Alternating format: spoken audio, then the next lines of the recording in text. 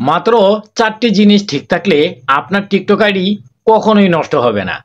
আমরা অনেকেই TikTok ID use করি, কিন্তু আমাদের ফোন নষ্ট হয়ে গেলে বা চুরি হয়ে গেলে বা হারিয়ে গেলে বা আমাদের টিকটক আইডি কখনো ফোন থেকে লগ আউট হয়ে গেলে সেটাকে আর পুনরায় আমরা কখনোই লগ ইন করতে পারি না। সেগুলি হচ্ছে আমাদের নিজেদের ভুলের কারণে।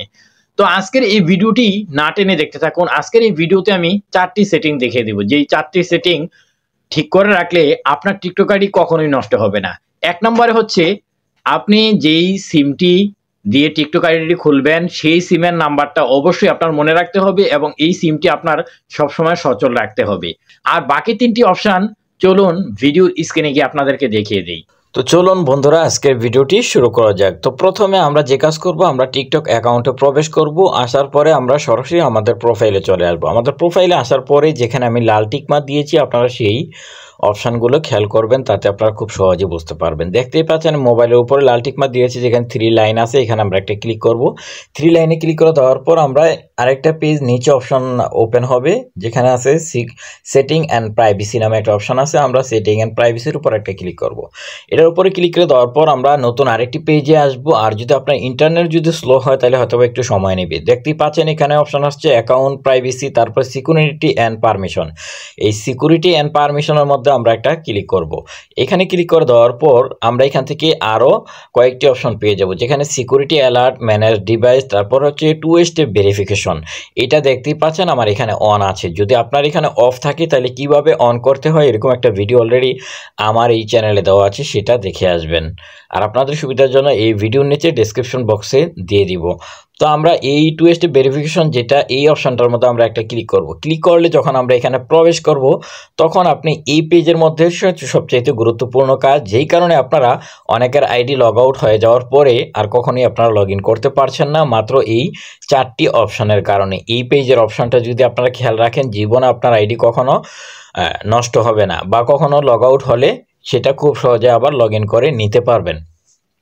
তো এখানে যদি একটু লক্ষ্য করে দেখতে পাচ্ছেন, এই যে ফোন নাম্বারের ঘরের এই অপশনটা কিন্তু আমার অন আছে। তারপরে যে এই ইমেল দিয়ে এই অপশনটা অন আছে, এবং 3 নম্বরের যে অপশনটা এটা দেখতে পাচ্ছেন আমি অফ রেখেছি, এবং 4 নম্বরে পাসওয়ার্ড দিয়ে যে অপশানটা, এটাও কিন্তু আপনারা অফ রাখতে হবে। কারণ আমি অন রেখেছি, কারণ আমার পাসওয়ার্ড আমি সবসময় মনে রাখতে পারি, ভুলি না। তো আপনার যদি এরকম হয় যে আপনার পাসওয়ার্ডটা আপনি যে কোনো সময় ভুলে যেতে পারেন, মনে হয় ভুলে যাবেন, তাইলে অবশ্যই আপনি এই পাসওয়ার্ডের অপশানটা অফ রাখতে হবে, ঠিক আছে? তো এটা যদি কখনো যদি অন থাকেও, সেটাকে কিভাবে অফ রাখবেন, এই যে অনের উপর একটা ক্লিক করবেন। ক্লিক করলে দেখতেই পাচ্ছেন এখানে রিমুভ নামে একটা অপশান আছে। এই রিমুভের মধ্যে একটা ক্লিক করে এই যে কনফার্ম করে দিবেন।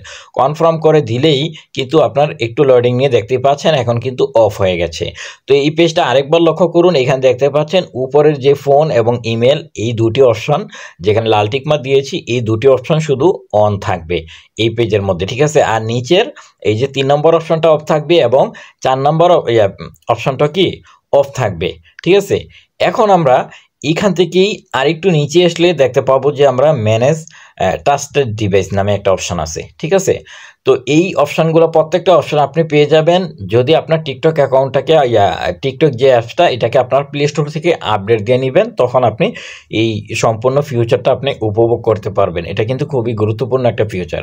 তো আমরা এই যে ম্যানেজ ট্রাস্টেড ডিভাইস যে অপশানটা আছে, এটার উপর আমরা আরেকটা ক্লিক করব। ক্লিক করলে এখানে দেখতেই পাচ্ছেন অ্যাড ট্রাস্টেড ডিভাইস এখানে অপশন আছে। এখানে ক্লিক করে আপনি চাইলে কিন্তু আপনার যে ফোন সেটা আপনি অ্যাড করে দিতে পারবেন। এটা যদি অ্যাড করেন, কখনো আপনার এই আইডিটা যদি কখনো আপনার ফোন চুরি হয়ে যায় বা হারিয়ে যায় বা কোনো কারণে নষ্ট হয়ে যায়, আপনি যদি এগুলো অ্যাড করে রাখেন, তাহলে কিন্তু কখনোই আপনার এই টিকটকটা আপনি অন্য কোনো নতুন ফোন কিনলে সেখানে আপনার এই টিকটকটা আপনি ইউজ করতে পারবেন না।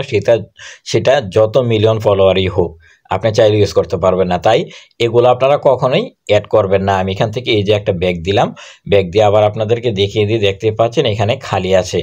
আর যদি এখানে ঢোকার পরে আপনারা এই যে ম্যানেজ ট্রাস্টেড ডিভাইস, এটার মধ্যে ঢোকার পরে যদি দেখেন যে এখানে ফোনের নাম থাকে, বিভিন্ন ফোনের নাম থাকে, তাইলে অবশ্যই এই ফোনের নামের ডান পাশে আপনার ডিলেট বক্স থাকবে, সেখানে ক্লিক করে করে প্রত্যেকটা আপনি রিমুভ করে এই পেজটাকে এরকম রাখবেন, ক্লিয়ার করে রাখতে হবে।